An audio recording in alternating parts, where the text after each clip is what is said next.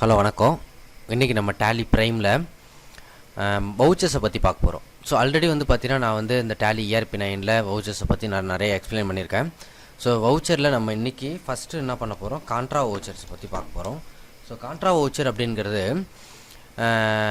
எதுக்கு நம்ம யூஸ் பண்ணுறோம் அப்படின்னா, டெபாசிட், அதாவது கேஷ் கையில் உள்ள பணத்தை பேங்க்கில் டெபாசிட் பண்ணுறோம், இல்லை பேங்க்கில் உள்ள பணத்தை என்ன பண்ணுவோம், கேஷ் வித்ட்ரா பண்ணுவோம், அப்படி இல்லைனா ஒரு பேங்க்கில் உள்ள அமௌண்ட்டை இன்னொரு பேங்க்குக்கு நம்ம ட்ரான்ஸ்ஃபர் பண்ணுவோம். ஸோ இந்த 3 வகையான டிரான்சாக்ஷனுக்கு மட்டும்தான் என்ன பண்ணுவோம், நம்ம இந்த கான்ட்ரா வவுச்சரை யூஸ் பண்ணுவோம். ஸோ கான்ட்ரா வவுச்சர்ஸை பார்க்குறதுக்கு முன்னாடி நம்ம என்ன பண்ணுவோம் அப்படின்னா, கிரெடிட் டெபிட் அப்படின்னா என்னென்னு ஃபஸ்ட்டு பார்த்துப்போம். ஸோ கிரெடிட் டெபிட்டை பற்றி வந்து பார்த்தீங்கன்னா, அது வந்து பார்த்தீங்கன்னா என்ன சொல்லுவோம் அப்படின்னா, நம்ம கோல்டன் ரூல் சொல்லுவோம் அதை. ஸோ இந்த கோல்டன் ரூல் அப்படிங்கிறத பற்றி நான் தனியாக வந்து உங்களுக்கு வீடியோவே போட்டிருக்கேன். நீங்கள் என்ன பண்ணலாம் அப்படின்னா, டிஸ்கிரிப்ஷனில் அதோடைய லிங்க் நான் தரேன். அதை நீங்கள் ஃபஸ்ட்டு என்ன பண்ணுங்கள், பார்த்துட்டு அதுக்கப்புறமா நீங்கள் நம்ம வவுச்சர் என்ட்ரியில் நம்ம போனோம் அப்படின்னா நமக்கு வந்து பார்த்திங்கன்னா ஒரு கிளியரான ஒரு தெளிவு கிடைக்கும். அதனால் என்ன பண்ணணும் அப்படின்னா, நான் அதை ஃபஸ்ட்டு நீங்கள் என்ன பண்ணுங்கள், அந்த டிஸ்கிரிப்ஷனில் போய்ட்டு அதை பார்த்துட்டு அதுக்கப்புறம் நீங்கள் வாங்க. அதுக்கு முன்னாடி நான் லைட்டாக சொல்லிடுறத, சிஆர் அப்படின்னா என்னென்னா இஸ் அ கிவர். ஸோ நிறையா இருக்குது. சிஆர் அப்படின்னா வாட் கோஸ் ஆன், டிஆர் அப்படின்னா வாட் கம்ஸ் இன் அப்படின்னு சொல்லுவோம். ஸோ இங்கே வந்து பார்த்தீங்கன்னா நான் வந்து பார்த்தீங்கன்னா சிம்பிளாக நான் சொல்கிறதுக்கு, CR is a giver, DR is a receiver.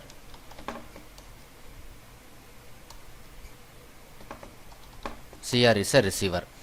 இப்போது அப்படின்னா என்ன, சிஆர் சைடில் உள்ளவங்க கொடுக்குறவங்களா இருக்கணும், டிஆர் சைடில் உள்ளவங்க வாங்குறவங்களா இருக்கணும்.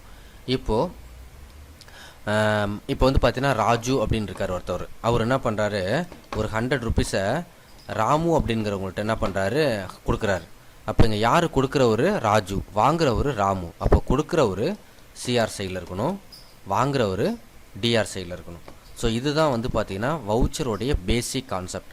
ஸோ இந்த கான்செப்டை நீங்கள் அண்டர்ஸ்டாண்ட் பண்ணால் தான் நம்ம என்ன பண்ண முடியும், வவுச்சரை பற்றி நம்ம வவுச்சர் என்ட்ரியை நம்ம கிளியராக போட முடியும்.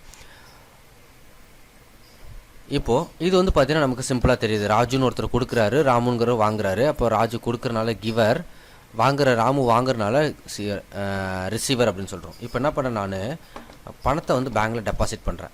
அப்போது கேஷ் பேங்க், இப்போ கேஷ்லேருந்து எங்கே பணம் போகுது, பேங்க்குக்கு போகுது. அப்போது யார் இங்கே கொடுக்குறா, கேஷ், யார் இங்கே வாங்குறா, பேங்க்கு. அப்போது சிஆர் சைடில் கேஷ், டிஆர் சைடில் பேங்க்.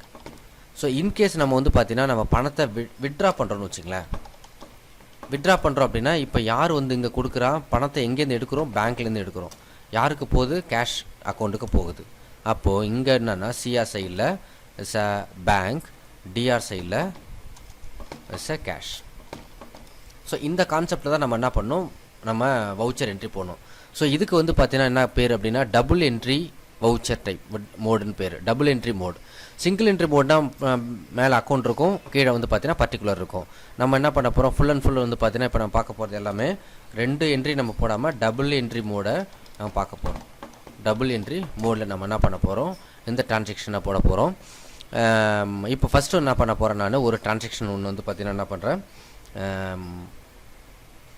டைப் பண்ணிக்கிறேன். அதாவது நம்பர் 1/4/2020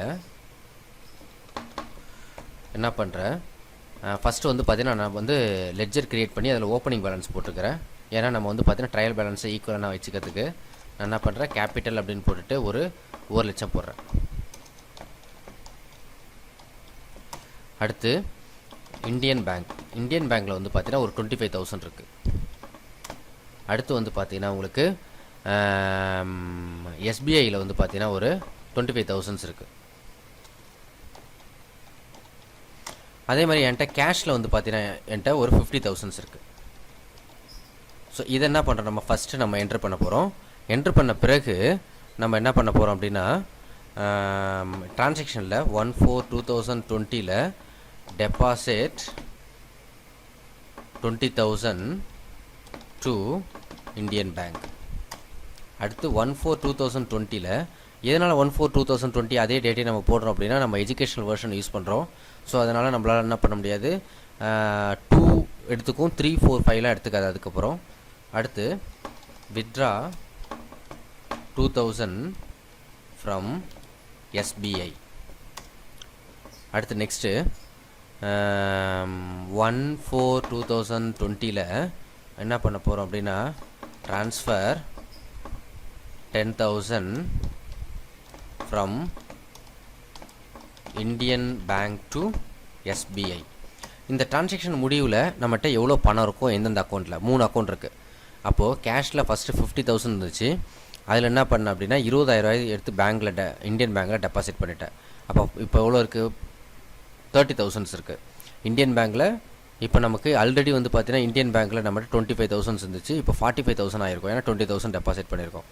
அதுக்கப்புறம் 2,000 ருபீஸ் என்ன பண்ணுறேன் நான், இதை நம்ம போட்டுப்போம். இப்போ நம்மகிட்ட எவ்வளோ இருக்குது 30,000 கேஷில் 30,000 இருக்குது. அடுத்து இந்தியன் பேங்க்கில் நம்மகிட்ட எவ்வளோ இருக்கும், இப்போ 25,000 to 45,000 இருக்கும். அதுக்கப்புறம் வந்து பார்த்தீங்கன்னா எஸ்பிஐயில் பிகினிங்கில் நம்மகிட்ட 25,000 இருக்குது. ஸோ அதுலேருந்து என்ன பண்ணுறேன் நான், கொஞ்சம் சின்னதாக்கிக்கலாம்.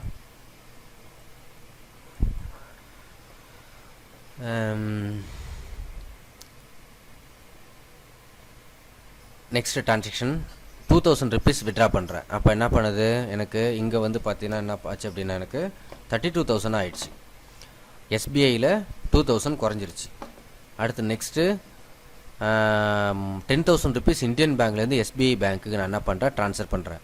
அப்போ எஸ்பிஐயில் வந்து பார்த்தீங்கன்னா 33,000 ஆகிடும், இந்தியன் பேங்க்கில் 35,000 ஆகும். இப்போ நம்ம இந்த டிரான்சாக்ஷன் முடிவில் நம்மளுடைய அக்கௌண்ட்ஸில் எவ்வளோ பணம் இருக்கணும், கேஷில் 32,000, இந்தியன் பேங்க்கில் 35,000, எஸ்பிஐயில் 33,000 இருக்கணும்.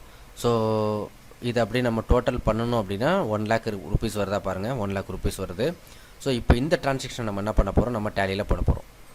ஸோ ஃபஸ்ட் என்ன பண்ண நான் ஒரு கம்பெனி ஒன்று க்ரியேட் பண்ணிக்கிறேன். ஸோ பாத் d:/tally prime voucher.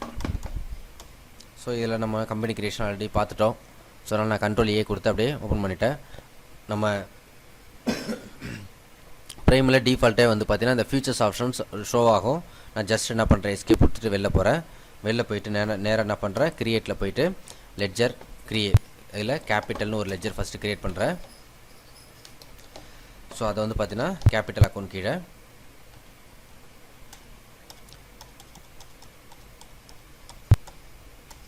$1,00,000.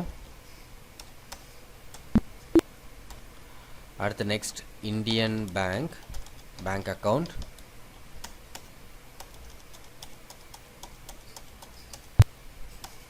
$25,000. SBI bank account, அதுலேயும் நம்ம என்ன பண்ணோம் 25,000 போட்டோம். ஸோ கேஷ் அக்கௌண்ட் அப்படிங்கும்போது நம்ம வந்து ஆல்ரெடி வந்து பார்த்தீங்கன்னா நம்ம ஒவ்வொரு கம்பெனி க்ரியேட் பண்ணும்போது நமக்கு கேஷ் அக்கௌண்ட் ஒன்று க்ரியேட் பண்ணியிருக்கோம். ஆல்ரெடி ஆட்டோமேட்டிக்காக க்ரியேட் ஆகிடும். ஸோ அதனால் நான் ஆல்டரில் போய்ட்டு என்ன பண்ணுறேன் கேஷ் அப்படிங்கிறத நான் லெட்ஜரை சூஸ் பண்ணி அதில் என்ன பண்ணுறேன் நான் அந்த 50,000 ருபீஸை நான் இதில் போட போகிறேன். போட்டுட்டேன். இப்போ நமக்கு ஒரு டெபிட் சைடு கிரெடிட் சைட்ஸ் வந்து பார்த்தீங்கன்னா ட்ரையல் பேலன்ஸ் ஈக்குவல் ஆகிடுச்சு. 1,00,000 இன்வெஸ்ட் பண்ணினேன். 1,00,000 வந்து பார்த்தீங்கன்னா 3 விதமாக இருக்குது என்கிட்ட. பேங்க் 2 பேங்க், ஒரு கேஷ்லேயும் எனக்கு பணம் இருக்குது. இப்போ என்ன பண்ணுறோம் நம்ம அக்கௌண்டிங் வச்சர் போகிறோம்.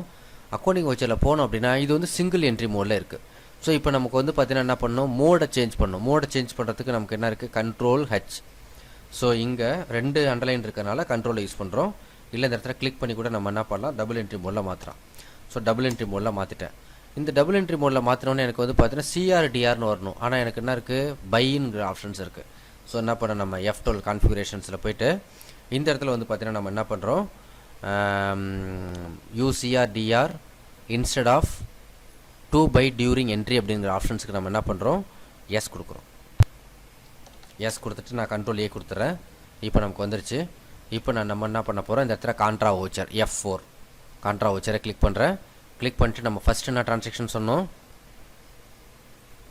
First transaction deposits 20,000 to Indian bank. So அப்போது கேஷில் உள்ள பணம் பேங்க்குக்கு போகுது. அப்போ கேஷுங்கிறத கிரெடிட் சைடில் சூஸ் பண்ணிவிட்டேன். 20,000 டெபிட் சைடில் Indian bank.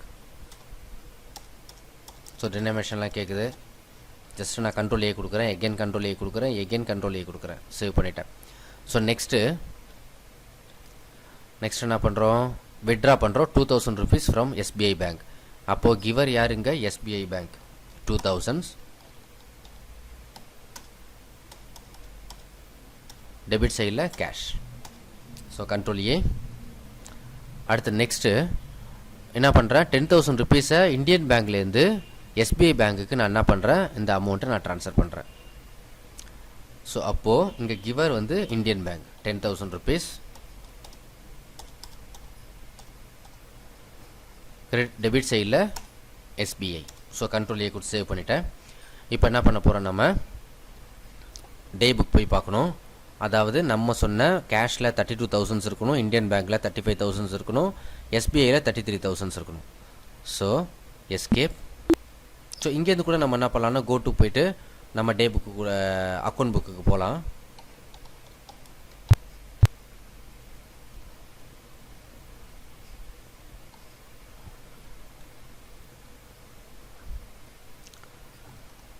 Cash and bank books. கேஷில் எவ்வளோ இருக்குது, display, account book, ledger, cash. கேஷில் 32,000 இருக்கணும்னு சொல்லியிருக்காங்க. இருக்கான்னு பார்க்கலாம். 32,000 கரெக்டாக இருக்குது. அதுக்கப்புறம் வந்து பார்த்தீங்கன்னா இந்தியன் பேங்க்கில் 35,000 இருக்குது கரெக்டாக. So 35,000 correct. அதுக்கப்புறம் வந்து பார்த்தீங்கன்னா எஸ்பிஐ பேங்க்கில் நமக்கு 33,000 இருக்குது. 33,000 கரெக்டாக இருக்குது. ஸோ கான்ட்ரா வவுச்சரை பொறுத்த அளவுக்கு வந்து பார்த்தீங்கன்னா ரெண்டு சைடும் வந்து பார்த்தீங்கன்னா கேஷ் அக்கௌண்ட்டோ அல்ல பேங்க் அக்கௌண்ட்டோ கண்டிப்பாக இன்வால்வ் இருக்கணும்.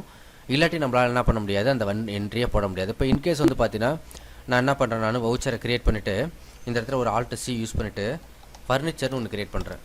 ஃபிக்ஸட் அசட்ஸ் கீழே க்ரியேட் பண்ணுறேன். ஸோ ஜிஎஸ்டிலாம் கேட்குது, நாட் அப்ளிகபிள் கொடுத்துருவோம்.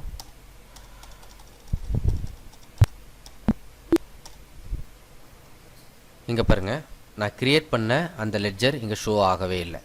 ஸோ அப்போ கேஷின் கேண்டுக்கும் கீழேயும் பேங்க் அக்கௌண்ட்டுக்கு கீழே அல்லாத எந்த லெட்ஜர் க்ரியேட் பண்ணாலும் கான்ட்ரா வவுச்சரில் ஷோ பண்ணாது. ஸோ அதனால தான் நம்ம என்ன பண்ணுறோம் அப்படின்னா இந்த கான்ட்ரா வவுச்சர்ஸை எதுக்கு யூஸ் பண்ணுறோம், only for deposits, withdraw and transfer one bank to another bank or one cash account to another cash account. So இந்த பர்பஸ்க்காக மட்டும்தான் நம்ம என்ன பண்ணுறோம், நம்ம இந்த கான்ட்ரா வவுச்சரை யூஸ் பண்ணுறோம். ஸோ உங்களுக்கு இதில் ஏதாவது சந்தேகம் இருந்ததுன்னா கண்டிப்பாக நீங்கள் என்னோடய கமெண்ட் பாக்ஸில் கமெண்ட் பண்ணுங்கள். கண்டிப்பாக நான் உங்களுக்கு இமீடியட்டாக ரிப்ளை பண்ணுறேன். என்னோடய சேனலில் உங்களுக்கு இந்த வீடியோ பிடிச்சிருந்துச்சு அப்படின்னா லைக் பண்ணுங்கள், உங்கள் ஃப்ரெண்ட்ஸுக்கு ஷேர் பண்ணுங்கள். நன்றி, வணக்கம்.